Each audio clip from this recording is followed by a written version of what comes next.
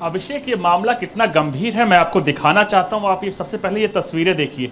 ये टूटे हुए गिलास उस बात का सबूत है कि जब उस सेंटर में आग लगी तो उस वक्त क्या अफरा तफरी थी। दरअसल ये मैं उस वक्त केयर सेंटर के पीछे हूं जहां से लोगों को रेस्क्यू किया गया था, और जो रेस्क्यू करने वाली टीम थी वो यहां से इस लोहे की चीजों से छतों पे लगा के यहां से इस पे चढ़ती हुई यहां पे गई, और उसके बाद वहां से तोड़ के शीशा, जो शीशा आप जमीन पे देख रहे हैं, वहां से तोड़ के 4 बच्चे वहीं पर लगे हुए थे जिनको रेस्क्यू किया गया। और आप जब आसपास का पूरा इलाका देखेंगे तो ये पूरा रेसिडेंशियल है, जो कि नॉर्म्स होता है अस्पताल का वो साफ लिखा होता है, किसी भी रेसिडेंशियल इलाके में आप इस तरह की कोई गतिविधियां नहीं कर सकते। पड़ोसियों ने बताया जा रहा कि इस मामले की शिकायत 1-2 बार की हुई है, लेकिन अभी तक इस पर कोई कार्रवाई नहीं हुई थी। और अब आप ये तमाम चीजें देखिए, आसपास के लोग अभी भी हैरान है कि इतनी बड़ी लापरवाही कैसे हो सकती है। आइए आपको लेकर चलता हूं उस अस्पताल के अंदर।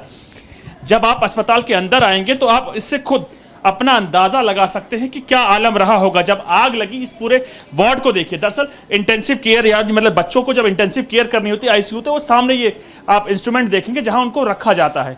और इसको जब तमाम आसपास आप पूरी तरह से देखेंगे, पूरी छत पे जब आप एक एक करके नजर मारेंगे तो आप देखेंगे कि फायर एक्सटिंग्विशर का कोई भी जगह नहीं रखी गई, जो कि ये नॉर्म्स का उल्लंघन है। और उसके साथ साथ देखिए ऑक्सीजन को लेकर ये तमाम चीजें यहाँ रखी गई थी, और ये इंस्ट्रूमेंट तमाम है। और निकलने के लिए आप देखिए नैरो कितना छोटा रास्ता है। ये आप देखेंगे तो यहाँ से सामने जो सड़क जाती है, जो सिलेंडर के विस्फोट हुए थे वो बिल्कुल सामने की तरफ हुए थे, और एक के बाद एक सीरीज के ब्लास्ट हुए थे। जहां जब वो ब्लास्ट हो रहे थे तो तमाम पड़ोसी तक को इतना धमाका आया कि उनकी चीजें तक चली गई।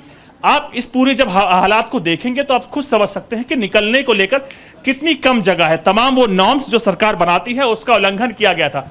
जब अब इस मामले में 7 बच्चों की मौत हो चुकी है, प्रशासन थोड़ा जाग चुका है, लेकिन क्या सिर्फ इस मौतों का जिम्मेदार ये केयर जो चाइल्ड केयर का मालिक ही है? और ये तमाम चीजें देखिए आप, ये उन बच्चों के नोट्स रखे हुए हैं कि उनको क्या क्या दवाई दी जा रही थी। और अल्ट्रासाउंड रिपोर्ट देखिए, ये किसी सुफिया का रिपोर्ट है, अल्ट्रासाउंड रिपोर्ट, जिनका एडॉर्मेंट किडनी विडनी तमाम से ये चेक की गई हैं। तो आप देख सकते हैं रिकॉर्ड्स भी इन लोगों ने तमाम तरीके से सीधे नॉर्मल रखे हुए हैं। तो ये हर उस नॉर्म का उल्लंघन है जो अस्पताल को लेकर, और जब बच्चों की बात हो तो उसको लेकर ज्यादा प्रिकॉशन लेनी पड़ती है। तो अब पुलिस ने इस मामले में एफआईआर दर्ज कर ली है, लेकिन सबसे बड़ा सवाल अभिषेक ये है कि क्या इस अस्पताल का मालिक ही जिम्मेदार है? क्या वो जो तमाम अधिकारी जो इसकी प्रिकॉशन लेते हैं उनकी जिम्मेदारी होती है कि इस प्रकार का कोई भी अस्पताल नहीं चल अगर सकता? आपके क्या पास जानकारी हो उसके बारे में भी थोड़ा सा जानकारी साझा कीजिएगा। रेसिडेंशियल एरिया है, यहाँ पे इस तरीके से ये चाइल्ड केयर होम या हॉस्पिटल कह लें वो चलाया जा रहा था। लाइसेंस को लेकर के स्थिति क्लियर है कि लाइसेंस था नहीं था, व्यवस्थाएं यहाँ पे थी नहीं थी, ये तमाम चीजों को लेकर के जानकारी। देखिए अभिषेक, अगर लाइसेंस की बात हो तो अभी तो मामला चल रहा है, लेकिन तमाम जो बाकी आप चीजें देखेंगे तो वॉशरूम से लेकर तमाम चीजें आप सामने अपने देख सकते हैं, बिल्कुल ही कंजेस्टेड होता है। हम अपने घर में भी जब बनाते तो नैरो पैसेज नहीं होते, बड़े बड़े जीने लगाए जाते हैं। और ये तमाम मशीन्स देखिए, फायर एक्सटिंग्विशर के नाम पर इनको आज तक ये समझ नहीं आया कि ये मॉस्किटो हिट नहीं होता है, इसको रखा गया था। क्योंकि आप जब तमाम चीजें देखेंगे तो वो चीजें आपको बताएंगी। और सबसे बड़ा जो कि पड़ोसी यहाँ के बता रहे हैं कि जब आग लगी तो यहाँ पे जो कर्मी थे ना, बच्चों के बचाने की एवज में वो खुद पहले बाहर भाग गए। उनको अपनी जान ज्यादा जरूरत थी क्योंकि वो बच्चे थे, उनको यहाँ पे छोड़ के चले गए। जिसके बाद आसपास के लोग यहाँ पर आए, उन्होंने बच्चों को यहाँ से रेस्क्यू किया गया, और जिसके साथ साथ बाद में ये तमाम चीजें आगे।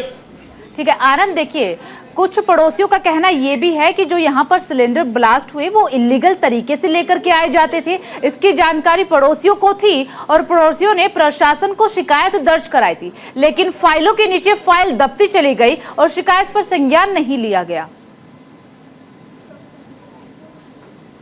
जी बिल्कुल, आइए कुछ पड़ोसियों से बात करेंगे और जानेंगे कि क्या उन्होंने क्या इस मामले में कंप्लेन दी। देखिए, अगर आप तमाम प्रिकॉशंस देखिए, ये रूल्स होता है कि आप रेसिडेंशियल में अस्पताल नहीं चला सकते, और बच्चे क्योंकि सिलेंडर्स ये तमाम चीजें बड़ी हाईली इन्फ्लेटिव होती, कभी भी जल सकती। आइए कुछ लोग से बात करते हैं। सर, आप यहीं के हैं पास के? सर, जब वो हादसा हुआ तब उस वक्त कैसे क्या हालात थे यहाँ के? मेरा घर बिल्कुल सामने ही है इसके, तो मैंने बाहर छज्जे में देखा तो पहले इसमें आग लग रही थी। तो जैसे ही मैंने देखा आग लग रही, मैंने सबको उठाया फटाफट, मैंने कहा घर से बाहर निकलो। तो मैंने मतलब कॉलोनी में सबको उठाया, तो इतने में जैसे हम बाहर निकले तो पहले एक ब्लास्ट हुआ बहुत तेज़। तो यहाँ से 2 नर्सें निकली थी एक बच्चा लेके। तो हमने उनसे पूछा, जैसे फटाफट हम, मेरे पड़ोसी में भी एक भैया हैं, वो भी, उन्होंने भी काफ़ी हेल्प करी बच्चों को बचाने में। हम यहाँ फटाफट आए तो हमने नर्सों से पूछा कि बच्चे और भी हैं क्या अंदर। उन्होंने बोला, वो घबराई हुई थी, उन्होंने बोला सिर्फ 2-3 बच्चे और होंगे। तो हम आए, हमने पीछे से दरवाज़ा तोड़ा है, यहाँ थे जो बच्चे थे, फिर ये हमने शीशा तोड़ा यहाँ से। तो 4-5 बच्चे जैसे हमने निकाल दिए थे, शुरू में जो बच्चे निकाले वो बच गए। उसके बाद हमने नर्सों से दोबारा पूछा, कॉलोनी वाले और आ गए कि ब्लास्ट होते जा रहे थे, डर भी लग रहा था एक तरीके से, लेकिन उस टाइम समझ नहीं आता करें तो क्या करें। ये ब्लास्ट आगे की तरफ हो रहे थे, जो सिलेंडर इनके आगे थे। ये तो अच्छी बात थी कि पीछे नहीं था कोई सा। उसके बाद उन नर्सों से प्रेशर लगाया, हमने दोबारा पूछा कि भैया बताओ हमें कि और भी हैं क्या। इतने में मतलब काफ़ी हमारे शंटी अंकल जी हैं, वो आए अपनी एम्बुलेंस वगैरह लेके, उनके भी टीम के बंदे आए। तो वो जैसे आते हैं फटाफट हमने शीशा तोड़ा, तो नर्सों पे प्रेशर बनाया कि हमें बता दो, आप हमें बता दो बच्चे हैं या नहीं है। वो घबराई हुई थी। तब उन्होंने बोला हाँ 11-12 बच्चे इसमें हैं।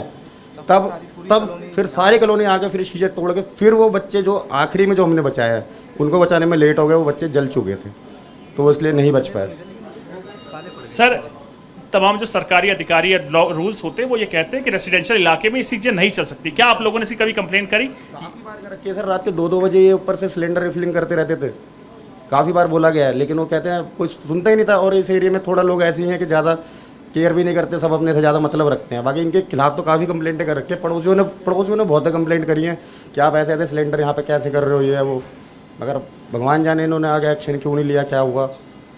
ये शब्द आपने सुने तो ये शब्द आपको बताएंगे कि कंप्लेंट कई बार हुई थी। तो अब जो एफआईआर में नाम है इस केयर सेंटर के मालिक का, क्या सिर्फ वही जिम्मेदार है? क्या वो अधिकारी जिम्मेदार नहीं है जिनकी नेग्लिजेंस की वजह से आज ये हादसा हुआ और एक सवाल बच्चों को और अपनी है जान कि गंवानी पड़ी है? जी अभिषेक। एक सवाल और ये है कि दिल्ली में, देश की राजधानी है दिल्ली, यहां पर विश्व स्तरीय अस्पताल देने का दावा सरकार करती रही है।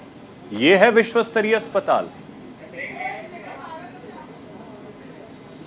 मैं बोलूं से पहले आप ये तस्वीर देखिए। अगर आपको ये लगता है कि ये विश्व स्तरीय अस्पताल है तो उसके बाद कहीं ना कहीं आप खुद अपनी जबान से, अपने दिल से गवाही देंगे। ये सामने उनका इंटेंसिव केयर यूनिट था जिसको तोड़ कर खुद जो सज्जन बता रहे हैं उन्होंने उन बच्चों को निकाला था। और सबसे बड़ी बात कि जो मालिक था वो यहाँ से फरार है।